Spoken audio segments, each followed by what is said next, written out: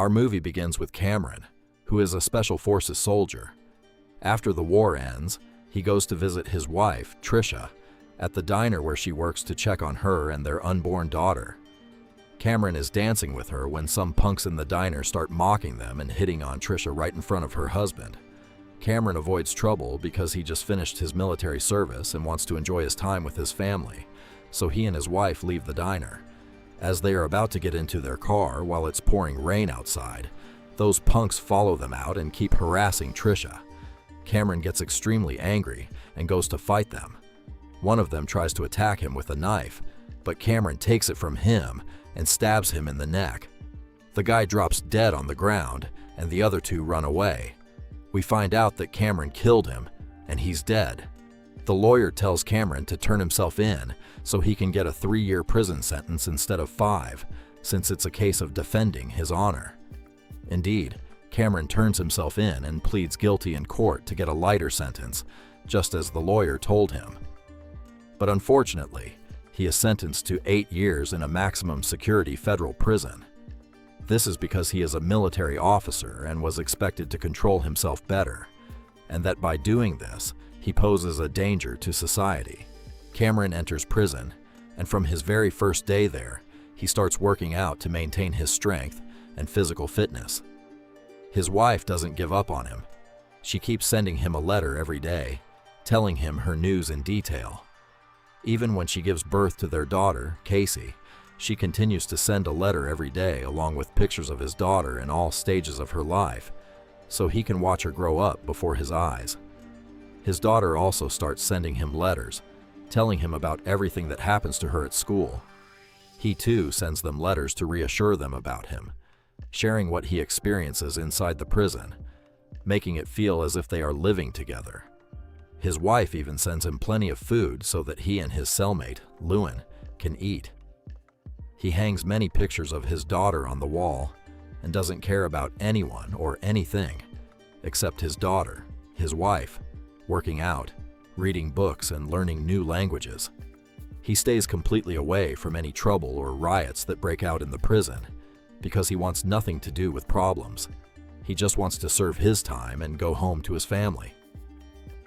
Days pass, and finally, the day we've all been waiting for arrives.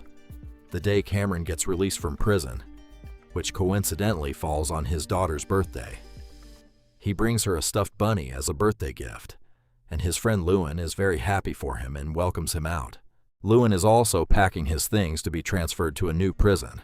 Cameron just needs to finish his paperwork there and leave, while Billy will complete his sentence in the new prison, which is specially designed for people sentenced to life imprisonment and long terms because its design is very modern and has advanced security measures superior to any other prison.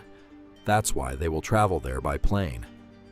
After that, Cameron and Billy board the bus that takes them all the way to the plane. The female guard with them informs them that they will be boarding the plane with the most dangerous inmates in the prison, all of whom are serving life sentences and could cause trouble. Billy tells her that he is diabetic and needs his insulin shot before boarding the plane. The guard tells him that it's on the plane and he can take it whenever he wants. She then tells Cameron, "You are just going to finish your paperwork and leave immediately." Meanwhile, at the airport, the police take all the necessary measures for transporting the inmates to ensure they arrive without problems. They bring a DEA agent to follow the procedures with them, and they decide to undercover plant the agent among them so that if any chaos breaks out, he can intervene, thereby keeping control over the prisoners. The officer arrives, and they introduce him to the prisoners and their level of danger, explaining that they are all criminal masterminds and that they shouldn't forget or underestimate a single one of them. The officer requests to keep his pistol with him, but they refuse to let him board the plane armed, as it could be dangerous.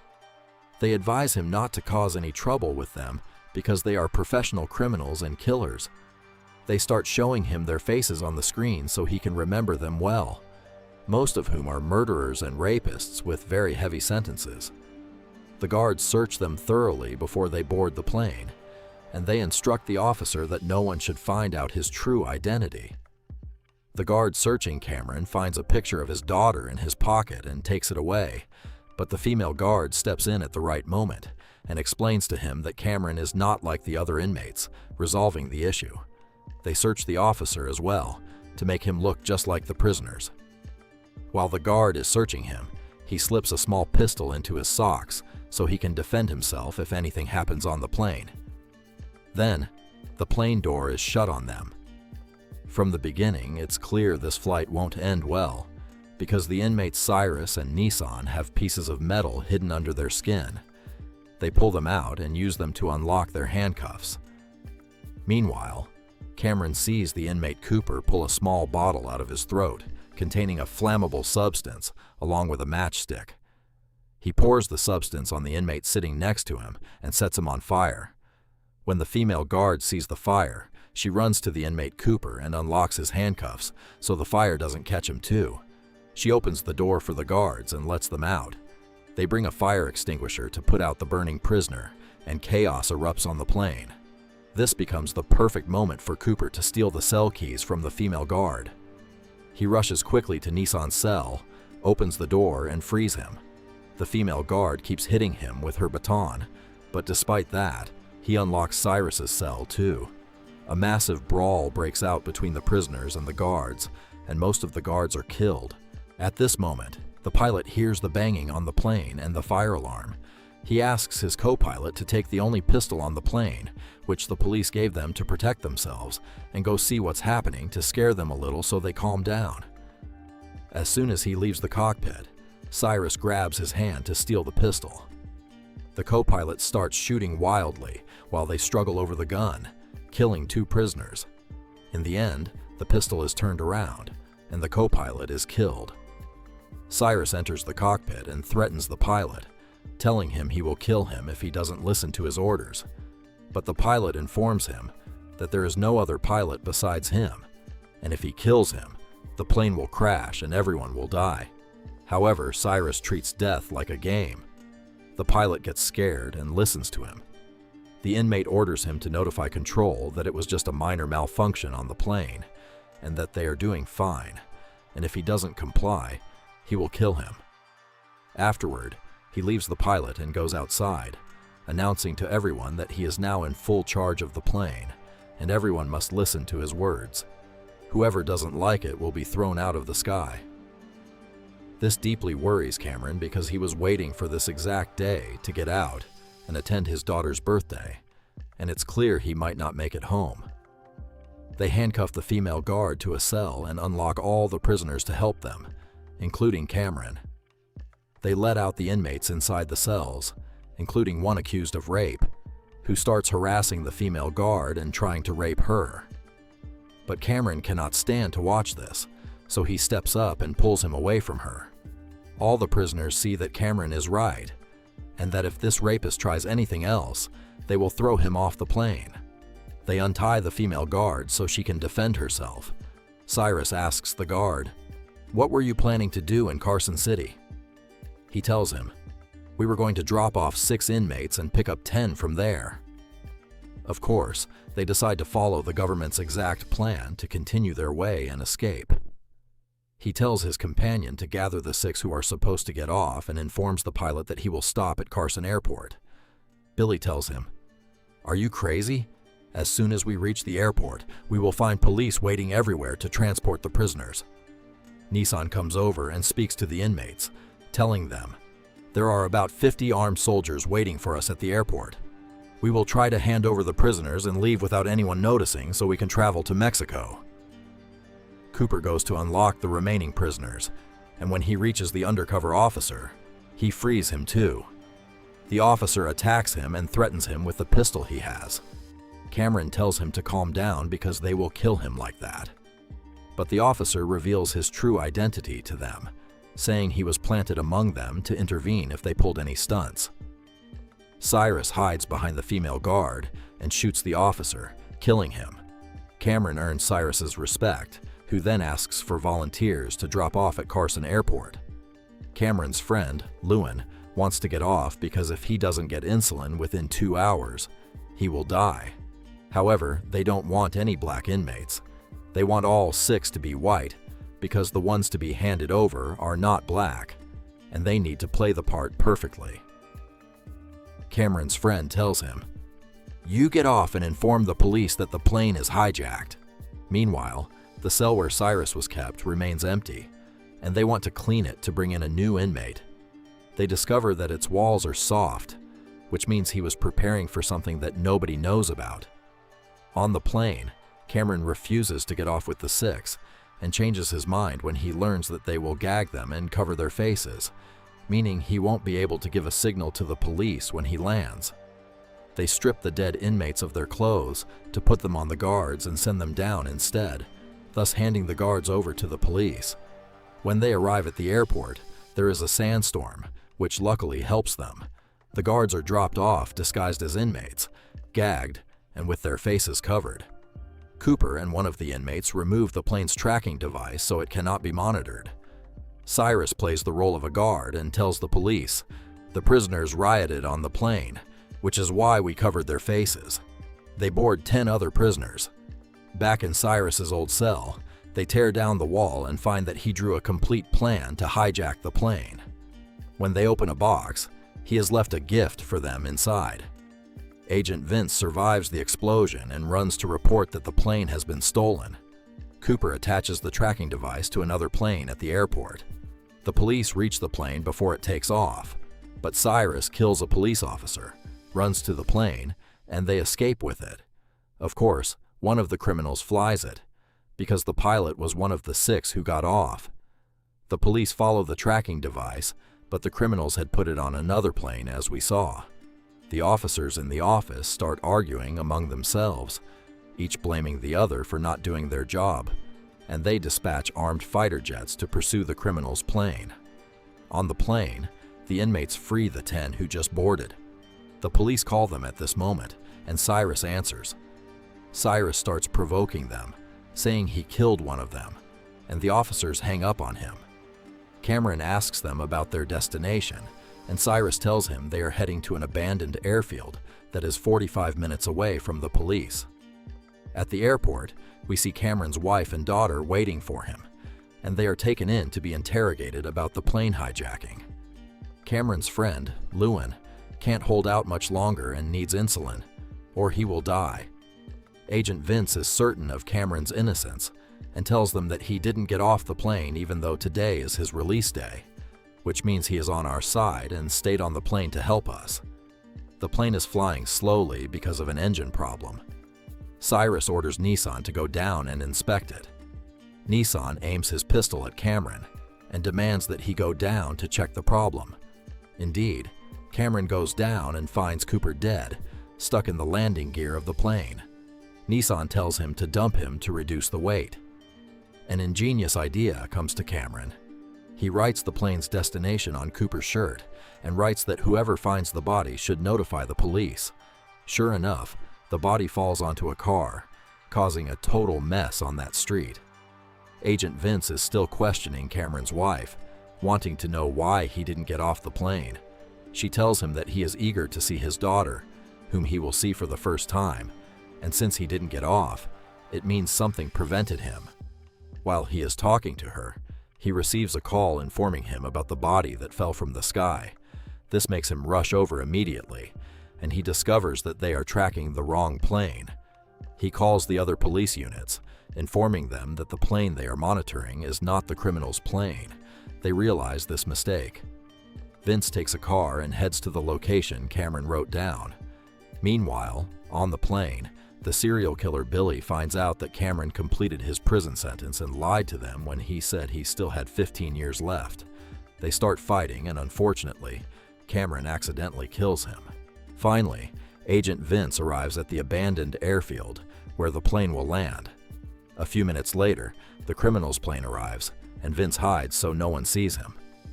All the prisoners get off to switch planes, but Cameron refuses to leave and abandon his friend, who will die if he doesn't get insulin, and the female guard whom they have locked up and tied. He decides to go down to look for insulin for his friend. He sees Jack about to kill the guards, but he reaches him at the last moment and asks him to spare them, saying they could be useful and we might need them. Cyrus is convinced by his words, and they spare them. The prisoners start pulling the plane, which got stuck in the mud when it landed, because they cannot take off with the new plane. Cameron tells them that he will go look for fuel for them. Cameron runs off to search for fuel, and Agent Vince keeps an eye on him. He enters a tent with the officer hiding behind him.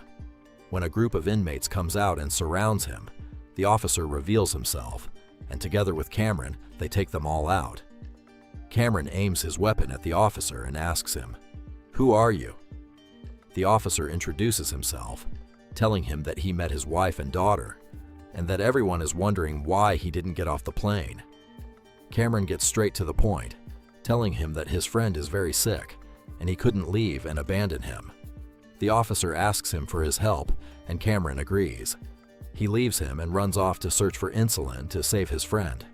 In order not to delay them while they are still trying to get the plane out of the sand, one of the inmates abandons them and goes to board the new plane to escape alone. But when the officer sees him, he drops a metal barrier on it, crushing the plane into the fuel pump, filling the ground with fuel. The inmate apologizes to Cyrus and asks for forgiveness, but Cyrus doesn't care. He throws a cigarette onto the fuel. The inmate burns to death and the plane explodes.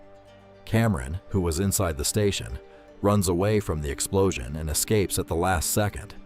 The prisoners realize the police will arrive in 10 minutes, so they rush to the plane's cargo hold, pull out the weapons they found there, and distribute them among themselves to ambush the police.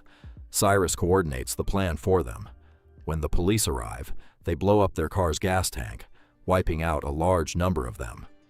As for Cameron, his only concern is to find the syringe for his friend. Finally, he finds it in a medical kit and runs back to save him.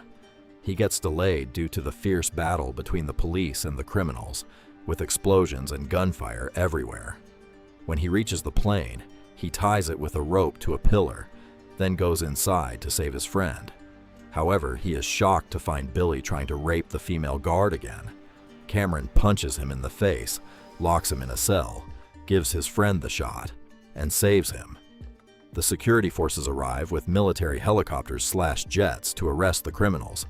When they see them, they quickly board the plane to escape, only to be surprised that the plane is tied down by a rope. They shoot at it to cut it and manage to free themselves, but the rope remains attached to the officer's car. Cyrus tells them, "There is definitely a traitor among us who informed the police of our landing spot, and we must find out who it is." He naturally suspects Cameron, so he brings out the female guard and holds a pistol to her head to force Cameron to confess. But his friend Lewin sacrifices himself, confessing that he is the traitor among them and that he was just pretending to be sick so no one would suspect him. Cyrus shoots him, dropping him to the ground. Cyrus leaves them and goes to face the security forces who are firing at them. Cameron seizes the opportunity, starts beating up Cyrus's men, takes control of the plane, and locks all the steel doors behind him. Then he enters the cockpit and orders Kevin to land the plane right now. But Kevin tells him, "I only take orders from Cyrus." Cameron puts the pistol to his head and says, "If you don't land, we will all die." He speaks to the officer over the plane's radio, informing him that he has taken control of it and that they will land at the nearest airport. The officer notifies the security forces that they have taken control, so they stop firing at them. Unfortunately, the plane's fuel tank gets punctured during the gunfire, forcing Kevin to land the plane in the middle of the city. This causes damage to cars and casualties among civilians. The plane keeps skidding down the street until it hits a large hotel, smashing through it and continuing to slide. Cyrus tries to break through the iron doors to get to Cameron, but luckily for Cameron, the plane splits apart and separates them. The police arrive on the scene. The prisoners are injured and took a real beating. Cameron starts helping them get out, and the police storm the plane to rescue those inside. The female guard thanks Cameron profusely for saving her multiple times, and Cameron's friend is loaded into an ambulance. Meanwhile, Cyrus and his men manage to crawl out from under the plane and steal a fire truck to escape. However, they are spotted and pursued on motorcycles, with Cameron chasing after them as well, causing absolute chaos in the city. Cyrus turns the fire hose on them, knocking the officers off their motorcycles. Cameron manages to grab onto the fire truck's ladder and reach the truck.